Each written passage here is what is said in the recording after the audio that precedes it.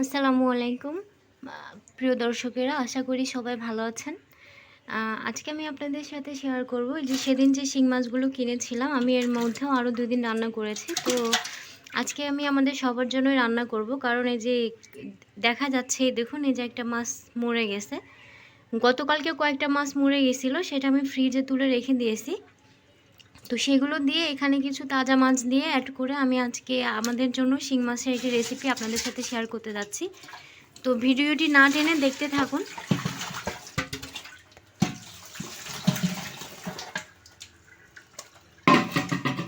পানিগুলো ছেঁকে এখন আমি মাছগুলো নিয়ে নিব। আমার সবগুলো মাছ লাগবে না, তাই আমি আমার যতটুকু লাগবে আমি ততটুকু নিয়ে নিব। তো আমার এই মাছগুলো লাগবে, আমি আমার পরিমাপ মতো নিয়ে নিয়েছি। এই যে তার ভিতরে এগুলো মরে গিয়েছিল, গতকালকে আমি ফ্রিজে রেখে দিয়েছিলাম। আর এগুলো সব তাজা মাছ, দেখতেই পাচ্ছেন। তো আমি এখন মাছগুলো কেটে নিব। শিং মাছ যেহেতু খুব পিছল হয়, তাই আমি এগুলো ছাই দিয়ে কেটে নিব। তো এটা যেহেতু মরা মাছ, তাই আমি আগে এভাবে করে আলতোভাবে ধরে কেটে নিচ্ছি। তবে যেগুলো তাজা মাছ হবে, আপনারা কিন্তু অবশ্যই মাথাটা চেপে ধরে তারপরে কাটবেন। আমি এর আগেও শিং মাছ কাটা ভিডিও আপনাদের সাথে শেয়ার করেছি।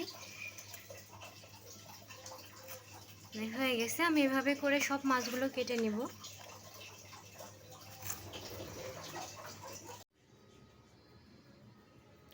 আমার মাছগুলো কাটা হয়ে গেছে।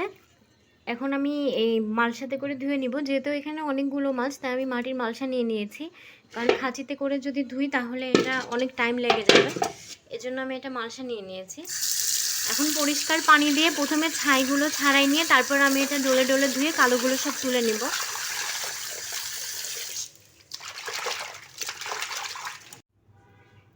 আমার মাছগুলো একদম ঘষে ঘষে পরিষ্কার করা হয়ে গেছে। দেখুন, সবগুলো মাছ একদম সাদা হয়ে গিয়েছে।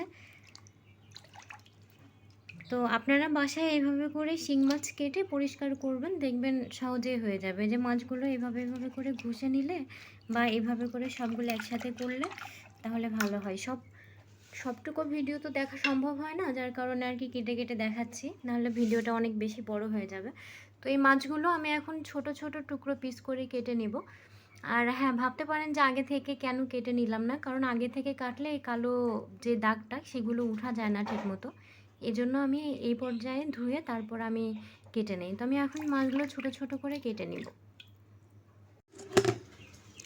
তোমার মাছগুলো ছোট ছোট করে কাটা হয়ে গেছে, দেখেন সুন্দর করে সাইজ করে কেটে নিয়েছি। কেটে আমি আরও 2বার ধুয়ে নিয়েছি। আমি মাছগুলো রান্নার জন্য কড়াতে চুলায় একটা কড়া দিয়ে দিয়েছি। এখন এর মধ্যে দিয়ে দিব তেল। আজকে রান্নাটা যেহেতু একটু স্পেশাল হবে, তাই রান্নার প্রত্যেকটা স্টেপ ফলো করবেন আপনারা। তাহলে আপনারাও বাসায় ট্রাই করলে একটি সুস্বাদু ও দুর্দান্ত একটি রেসিপি আপনারাও বানাতে পারবেন। এখন আমি এর মধ্যে পেঁয়াজ দিয়ে দিব। পেঁয়াজ আপনি এখানে বেটেও দিতে পারেন। পেঁয়াজ বাটাটা দিলে বেশি ভালো হয়, কারণ বাটা দিলে ঝোলটা ঘন হয়ে আসে। এখন আমি এটা একটু বাদামি কালার করে নেড়ে নিব। এখানে আছে হচ্ছে আমার জিরে বাটা, আদা বাটা আর রসুন বাটা। আমি এই রান্নাটাতে আদা বাটা, জিরে বাটা, রসুন বাটা সবই দিয়ে দিব পরিমাপ মতো।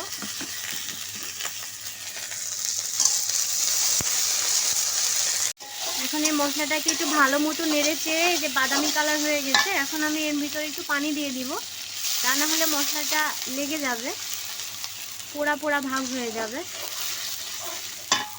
মশলার পানিটা বলক এসে গেছে। এখন আমি এর মধ্যে অ্যাড করে দিব হলুদের গুঁড়া, মরিচের গুঁড়া। যেহেতু আমার এই মাছটা আমার বাচ্চাও খাবে, তাই আমি ঝালের পরিমাপটা একটু কম দিব। আপনারা আপনাদের টেস্ট অনুযায়ী দিতে পারেন। তবে হ্যাঁ, আমি এই রান্নাতে কিন্তু কোনো কাঁচামরিচ অ্যাড করি নাই, কারণ এটা কাঁচামরিচ ছাড়া রান্না হবে।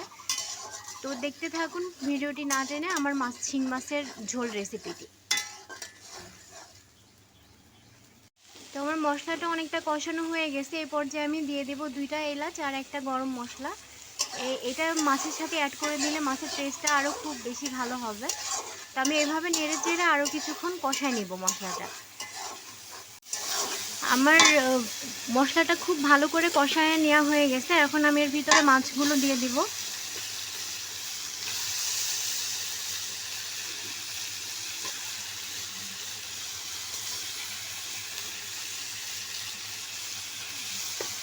মাছগুলো দিয়ে এখন ভালো করে নেড়ে চেড়ে আমি এটা আর কিছুক্ষণ কষাই নেব। এর সাথে আমি এই পর্যায়ে কোনো পানি অ্যাড করি নাই, পানিটা যদি লাগে আমি একটু পরে অ্যাড করে দিব। দেখুন মাছটা লেগে লেগে যাচ্ছে, তাই আমি এখানে হালকা একটু পানি দিয়ে দিব শুধুমাত্র কষানোর জন্য। তো পানিটা গরম করে দেওয়া ভালো, আপনারা গরম পানি দিবেন।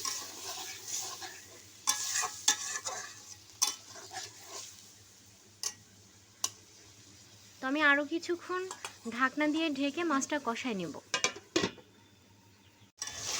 দেখেন আমার মাছগুলো খুব ভালোভাবে কষে এসছে, এখন লেগে লেগে যাচ্ছে। এই পর্যায়ে আমি এর ভিতরে দিয়ে দিব পানি। তো যেহেতু এটা শিং মাছের ঝোল, তাই আমি পানির পরিমাপটা এতে একটু বেশিই দিব।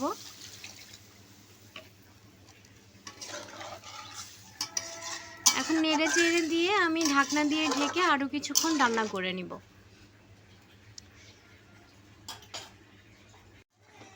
তো আমার তরকারিটা অনেকখানি হয়ে আসছে, দেখুন আর কিছুখানি রান্না করে ঝোল শুকালে আমি নামাই ফেলবো এটা। আরাত বাবা শিং মাছ কে খাবে? আয়াত ওইখানে দোল খাচ্ছে, আমি এখানে রান্না করতেছি। আমার তরকারিটা প্রায় হয়ে গেছে, এখন আমি এটা নামাই নিব। এটা শিং মাছের ঝোল, তাই আমি এই ঝোলটা রেখে দিব। এই ঝোলটাই হচ্ছে উপকার খাওয়া। কোথায় যাচ্ছ আরাত? কোথায় যাচ্ছ? বাইরে যেও না, এদিকে আসো। আমার রান্নাটা পুরোপুরি কমপ্লিট, আমি তরকারিগুলো কড়াতে রেখে দিছি। এখন আমি আরাতকে ভাত খাওয়াবো এই মাছ দিয়ে।